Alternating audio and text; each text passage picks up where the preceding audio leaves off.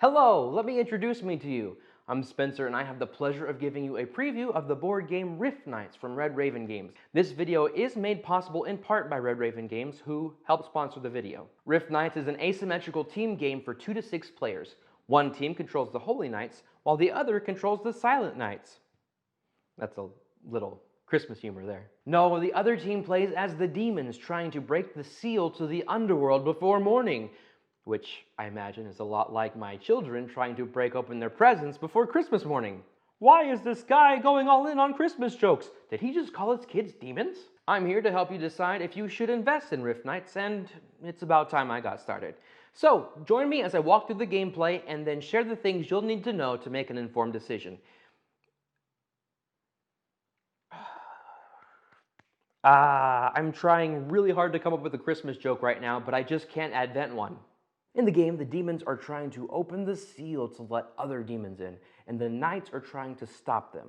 The knights have until the end of the winter solstice night to protect the seal. After that, the demons just give up or something. This is all represented by the score track over here. Now, this is the knight's marker, and this is the demon's marker, and the knight's marker will always start one space forward from the demon marker.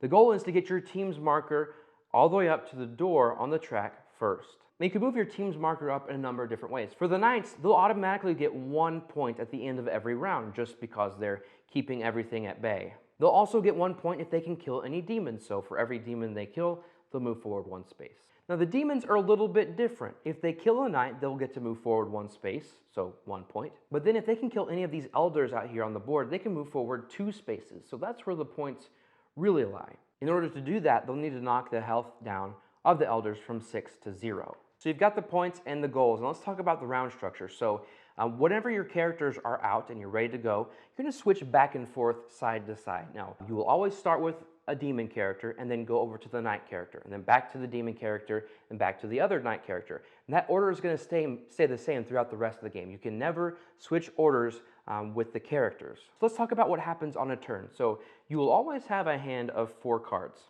And when it's your turn, you will play cards to get your knight or your demon to do things.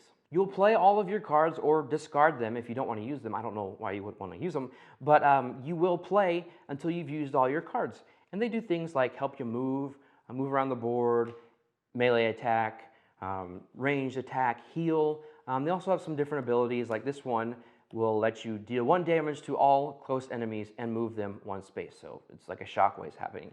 But this is an idea of what the knight's cards look like. Cards can be used 3 different ways. Now, the top action is your primary ability. The second one is your, secondary ability. And then on the back, you have your minor abilities.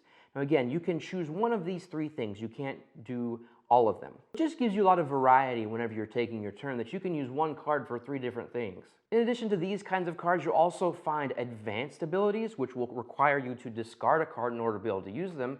There'll be marks or seals, and those will be placed in front of you, and they're an effect that will last as long as they're out on the table. And there are also reaction cards that you can play from your hand to, react to something that happens when it's not your turn. In this particular preview copy, there are 10 demons and 10 knights. Now this is get you an idea of what the demons look like. They have a variety of different health numbers. You got 6, 9, 5, 8. You get the idea. They also have a magic ability, and then what I call an inherent ability. That's something that they can access at any point on their turn. The magic ability, to be able to do that, you have to spend magic icons. So of course, you can either take that from the minor abilities on the back of the cards, or some cards will actually have the magic icons on the front of them. But if you're able to pay that cost, you can activate a very powerful magic ability. Those are all different for every character, even for the demons and the knights. They're all different. Same thing goes for their special ability. Those are all different. So you've got 20 different magical abilities and 20 different special abilities. Some will have some really neat things like this frozen lurker here. He's got some ice defense kinds of things that you can spend these, instead of taking damage, you can spend these ice tokens and to defend some of that damage. This bone crusher can spawn these bone crawlers out on the board, and he can command those as his minions, which we'll talk about minions here in a second. Now, different from the demons, the knights all have the same health. They all have 6. With the exception of the silver golem over here, He works a little bit different, so I'm just going to set him to the side since his rules are different. I'm not going to go over all of those right now. But something that's different that the knights can do that the demons can't is they can get defense tokens. And when they do the defend action, they'll get these defense tokens and can put them on their board. And then whenever they take damage, kind of like the ice tokens, they remove the tokens, and instead of taking damage for themselves. Some of the neat things they can do is this Earth Knight can make these clay golems appear on the board, and this Ice Knight can make ice golems appear on the board. So those are some additional minions that you're going to be able to control during the end of the round. So let's talk about those minions. So these will be on the board, and they're something that the knights can use to help them. They can kind of help block some damage, they can move along and attack, but the knights can only control their minions at the end of the round. But the demons are different. So you know how the knights have the action that the demons don't where they can defend? Well, the demons have an action that the knights don't, and that's command. They can command their minions as an action to do different things like move, attack, or heal themselves. Minions only have 2 health though, and they don't have a player board or anything to keep track of that. It's just they're either standing up, or they're damaged by laying down, or they're off the board. There is a limited number of those, so if you run out, if you don't have enough to put on the board, you don't get more. That's just how the limit goes. When you come to the end of the round, there is an end of round phase, and it's all laid out on this super helpful aid here. The first thing that will happen is the knights will get 1 point because they've survived another round. The stone golems, they can move their stone golems like the imps can. Stone golems can take 2 actions, so just like the imps, they can move, attack, or heal. And then the imps will take 2 actions. So even if the demons don't move them during their turn, they still get to activate at the end of the round. Knights will then place a new stone golem if they can, and then the demons will place a new imp if they can. And finally, you'll refresh the room's abilities. Now, I haven't talked about this yet. So these tiles are double-sided. One side is normal, and the other side has an ability on it, some kind of special effect. And that's the case for most, if not all the tiles. It's definitely not the case for the center tile. This one's always the same. But this, for example, is the crypt. So this means that you can't shoot in or out, ranged weapon in or out of this room. In this room, it means you get a bonus defend, and whenever you're using the abilities of the rooms, you put these tokens on there, because these abilities can only be used once per round, and once you use them, you flip it over, and it's done. You know, you'll only ever play with 4 of those special abilities on the tiles, so you can mix and match and use the ones that you want to use, but when you do set out the tiles, you will shuffle them and deal them out randomly, so the board is different every single time you play. And there's even more than what I have here. There are 3 other tiles that I haven't built into this board. The last thing I want to talk to you about is death. So if your character dies, they will go away, come off the board, and then you will draw a new character from your deck. So if one of my demons dies, I'll draw a new one. In this case, it is Storm Fiend. And they will go in the same order as the demon that they've replaced, or knight that they've replaced. Again, you never change the order, and they won't get back onto the board until it's their turn again.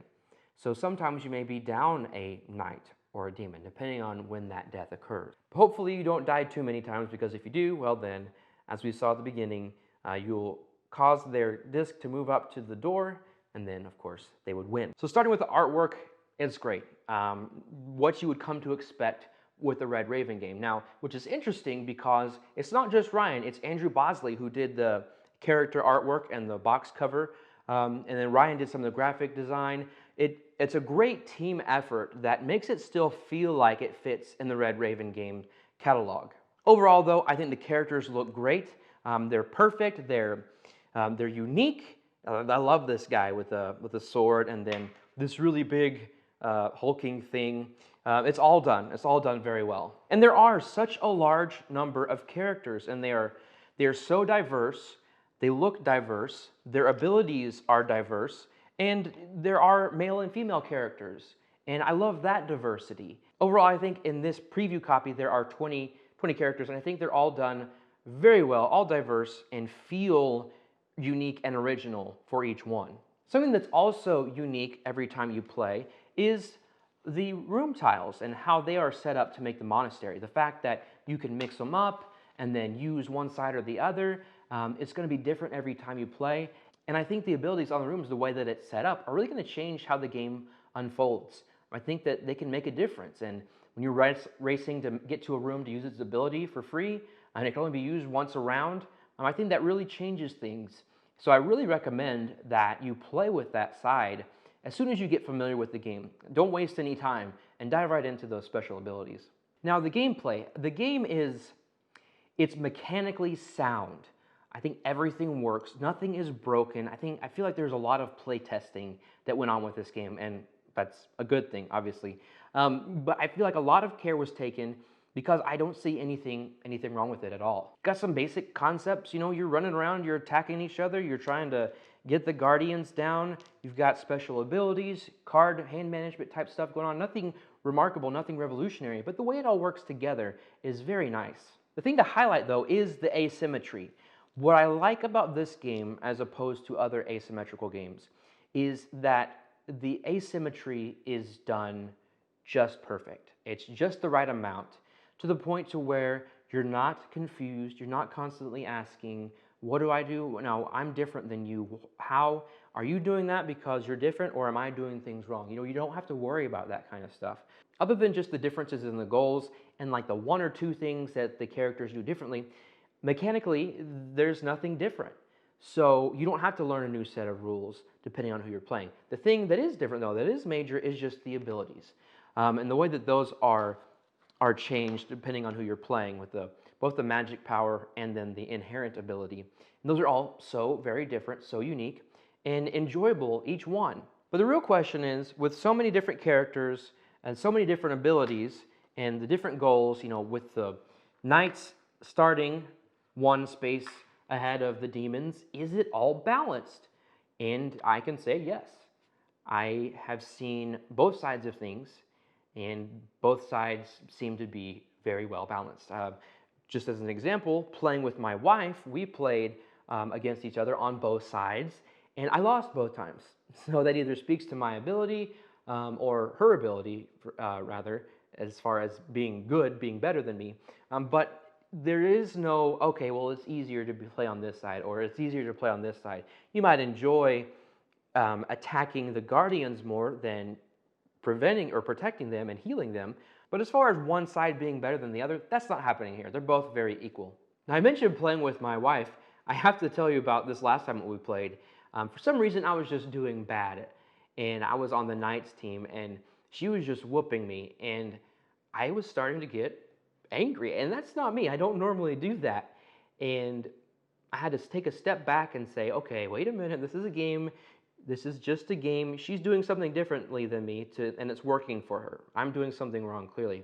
And so I found myself, though, feeling this anger. And if you're prone to that when it comes to head-to-head games like this, I don't think that's going to be any different for you. So you either have to learn to deal with that, be fine attacking someone else and going back and forth like that, or maybe find a different game, because just that's what this type of game does. And I'm fine with it after I got over that and reassured myself, okay, this is all in fun. Don't lose your marriage over one game. But do keep that in mind. It doesn't make it a bad game. It doesn't say that there's anything wrong with it. But for some people, that's just not their style of game. Now, I did want to mention one thing.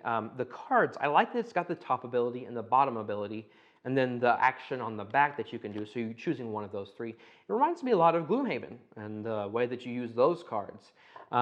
It's not a ripoff, it's not like a direct translation, but I could see how they may have been inspired by that. There's clearly not nearly the amount of restrictions that you experience in that game, but I just thought it was interesting. Now with these cards, there's such a variety of these cards and the way that they're laid out, the actions that are on them, the combos that are on them, the abilities, the special actions, the marks, the seals, all kinds of cards. In fact, look at this deck. This deck is huge, and they're all unique cards, and the same thing for the demons. Just so many cards, and I feel like they're all useful. And what I like about them is, like I mentioned, even if you do come across a card that, you don't want to use either side, you can at least use it for its basic action there at the back. I think there's just the right amount of restriction and freedom in the game. Your most powerful things that you can do, you've got to pay for those. But then you've got the freedom to use some of your inherent abilities. You've got the freedom to play multiple cards, or decide how you want your cards to go. but you only have 4 cards to use, so you have to use them to the best of your ability. So as far as like being wide open or being constricted, I say it's right in the middle, and I feel like that really makes it a solid game.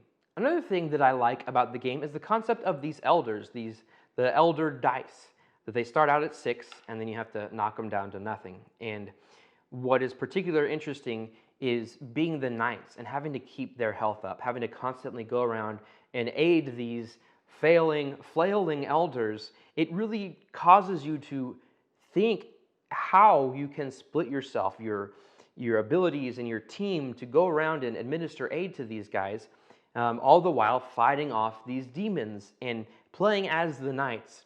I just love that feeling, and I feel like it's something that's unique and different.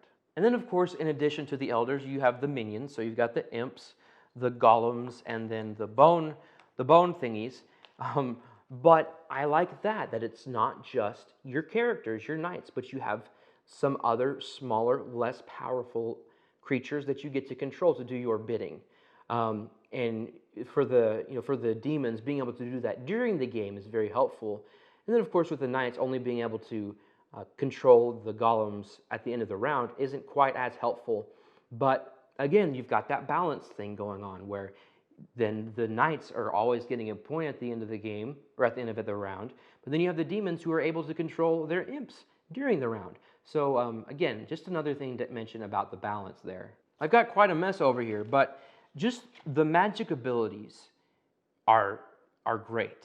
They're powerful, they're useful, and it's not a thing where, oh, I've got this character, I just don't like what they have, so I'll just wait until I get another character to do something good. They're all good. And whenever you play, it's exciting. Even if you're dying a lot and you're having to get new characters, I think it's exciting because you're getting to refresh what's coming into play on your team. Oh, here's a new ability to explore. Oh, there's that one that I missed from the last game that we played. Just the way that they interact with each other is very fascinating. The actions, the magic abilities, the things you're doing around the board, it's all thematic. It all makes sense thematically. With the fire and the ice and the abilities in the different rooms, of course. I mean, you've got the river room where you can be on one side or the other. And so I just feel like everything you do in the game is thematic, has a thematic tie to it. The game is super easy to learn. With it just being simply, on your turn you play 4 cards. You really just need to know the symbology and then some of the restrictions on how things can move and whatnot, but it's just real simple to get into the game. I have no problems teaching it, and people can pick it up right away. On the other side, it's not that hard. On the other side, it's not so easy to master it. There are so many difficult decisions you have to make. The balancing act that you have to do, especially as the knights, of, as I mentioned, running around and administering aid to the elders, but also fighting off the demons, using your golems, and I'm sorry, I'm saying golems. Some people say golems. If that bothers you, forgive me. But then also as the demons, you get the 2 points for defeating the elders, but you can still get a point by defeating the knights. So sometimes you're stuck with 2 choices, and it's hard to know which way to go. And the more you play, I imagine, the more your strategy will get developed, and you'll know what to do, which would be great to play with more experienced players as well. But I think there's a lot of room for that, to play and explore the game and see what makes sense. I think the game is the right length too. I'd say about an hour, maybe less, because you do have that in-game timer. That the maximum it could be is 9 rounds. And so you know the game's coming to an end, and there's no reason to draw it out. There may be times where you have a difficulty knowing what to do. You only got 4 cards to choose from, but sometimes, as I mentioned, it's hard to make a decision. And so you might sit there for a little bit, get hung up of you're trying to decide between 2 things. Eventually, you just got to play something and move on. That's the only thing that might slow you up. That's the only thing that might slow you down. But otherwise, it's a pretty quick moving game. Player counts are great. All player counts, 2 through 6. I think it's definitely best at 4. So you have 1 person controlling 1 character each. But 2 works fine. Now, if you're not a person that likes controlling 2 characters, then 2 doesn't work for you because there's no way to have just 1 character fighting 1 character. You will have to control at least 2. But otherwise, I think anywhere from 2 to 6 works at the player counts. And then I have to mention age. The recommended age is 8 and up. I think that's fair. Again, I mentioned how easy it is to learn. I have contemplating breaking this out with my daughter. She's 7, and I haven't done it yet just because I think strategically she might need a little help. But I think I'm going to do it anyway because I can help her. But I think 8 is a good number, starting with the 8. The only thing you have to worry about with younger people, and then even older people for that matter, is the theme. Some people might not like fighting demons or playing as demons. You just have to go with what people like. So keep that in mind of all the demons, but it's still a fun game regardless of what the theme is. Now the last thing I want to mention is something that I've seen brought up already is, okay, how does this fit in the rest of the Red Raven Games collection? It's not by the same designer, it's not by Ryan Laukat, it's not all the artwork is not done by Ryan Laukat. Does it still have a place? And I think it does. I think it fits right in with the Red Raven Games catalog. Although it feels different, it's a very different style of game than others like Above and Below or the Ancient World. This is nothing like those. But it still looks like, still feels like it's part from the same publisher. And I imagine you walking down the store, normally it's the artwork that gets your attention, and you can tell, okay, this artwork is iconic. I know that this is coming from Red Raven Games. I know what type of game it's going to be.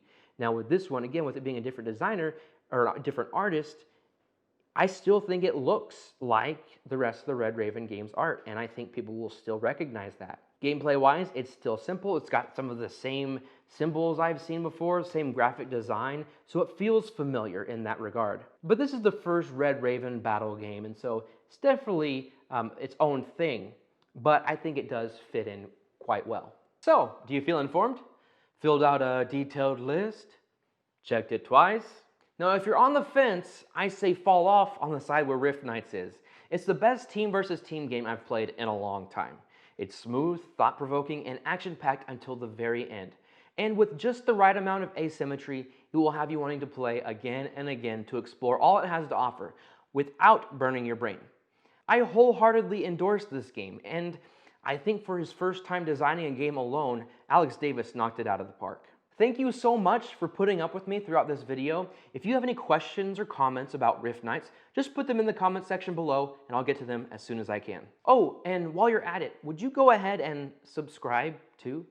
It's all I want for Christmas. Until next time, don't take the board game hobby too seriously. Stay off the naughty list for once. How, you ask? Well, simple. Just lighten up.